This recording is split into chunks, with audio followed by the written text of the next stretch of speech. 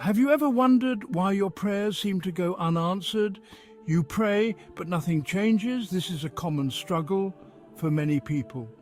Prayer is supposed to bring peace and solutions. So why do we often feel stuck? Consider this. Is there a right way to pray? Can the way we pray change our lives? These are questions that many of us have asked at some point. The power of prayer is well known, but perhaps there is more to it than we realize. The answer may lie in how we approach prayer. It's not just about asking for what we want, but about how we ask. In this essay, we will explore the transformative power of surrender in prayer. Meet Sarah. She prays every day. She prays for her family, her health and her job, but Sarah feels hopeless. Despite her prayers, her life remains challenging. She wonders why God isn't answering her. Sarah's story is not unique. Many people pray daily, but still feel lost. They go through the motions without feeling a connection. This leads to frustration and doubt. They question if prayer even works. Sarah's prayers are routine. She recites the same words every day. There is no passion, no depth. She realizes something is missing, but doesn't know what. She continues to pray because she believes it's the right thing to do. How can Sarah and others like her find the peace they seek? The answer may lie in surrender, a concept often overlooked in prayer. John is a man much like Sarah. He wakes up every morning with a heavy heart, knowing the challenges that lie ahead.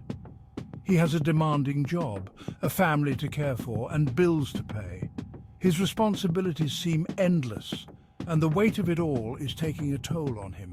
Every day feels like a struggle. The constant pressure leaves him feeling drained and defeated. John prays regularly, asking God for help. He seeks solace in his faith, hoping for a sign that things will get better. But his prayers feel empty. He wonders if his words are reaching anyone at all. John's life is filled with stress. The demands of work and home are relentless, leaving him with little time for himself. He feels overwhelmed and tired. The exhaustion is not just physical, but emotional and mental as well. Despite his constant prayers, nothing seems to change. The same problems persist and the same worries haunt him. He begins to doubt if God is listening at all. The silence is deafening and his faith starts to waver. His prayers are routine, lacking any real connection. They have become a mechanical recitation rather than a heartfelt conversation. John's prayers are a list of requests. He asks for solutions, for strength, for relief, but they feel more like a checklist than a plea for help. He asks for solutions, for strength, for relief. Each request is a cry for help, but they seem to fall on deaf ears. But deep down, he feels disconnected from God. The spiritual bond he once felt is now a distant memory.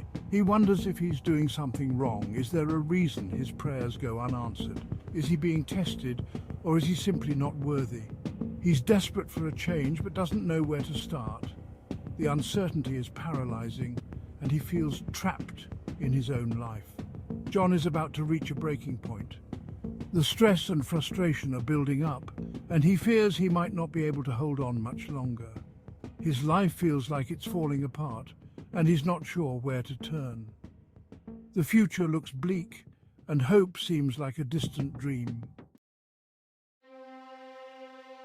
Section 4. John's breaking point. One day, John hits his lowest point. It's a day that starts like any other, but quickly spirals out of control. Everything seems to go wrong. From the moment he wakes up, it feels like the universe is conspiring against him. He feels like he's drowning in his problems. Each task, each responsibility feels like a weight pulling him deeper underwater. He questions God out loud. His voice echoes in the empty room, filled with frustration and desperation. "Why aren't you helping me?" he cries. His voice cracks and tears stream down his face. "What am I doing wrong?" he asks, his mind racing with self-doubt and confusion. John feels a deep sense of despair.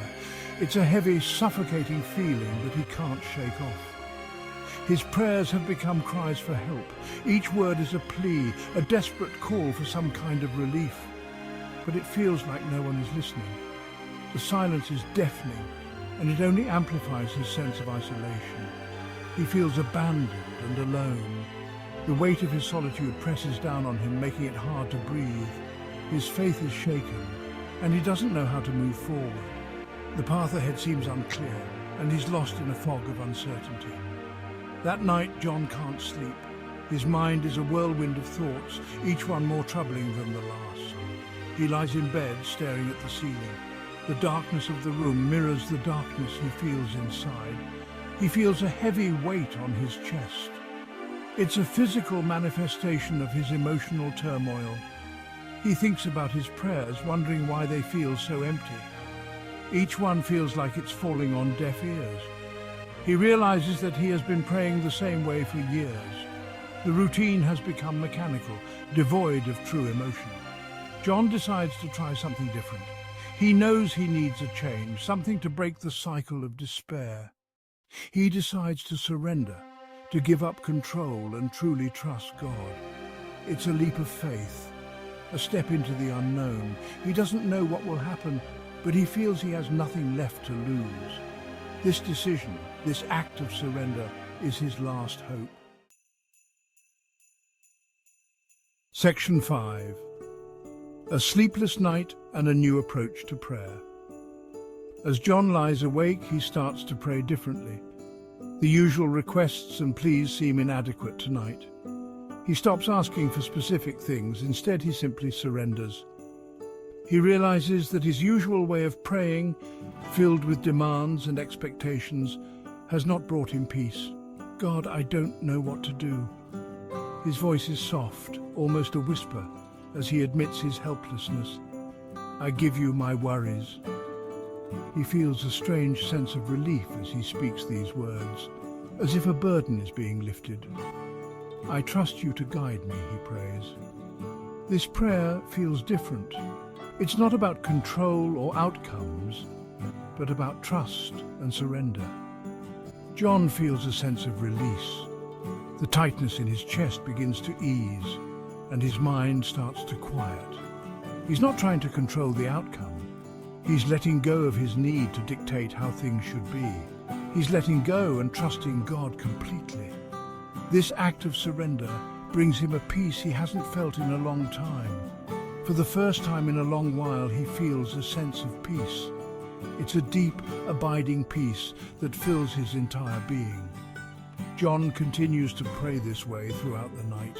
He surrenders his fears, his worries, and his need for control. Each time he feels anxiety creeping in, he repeats his prayer of surrender and his need for control. He realizes that holding on to control has only brought him stress and anxiety. He asks God to take over. He acknowledges that he doesn't have all the answers and that he needs divine guidance. He feels a weight lifting off his shoulders.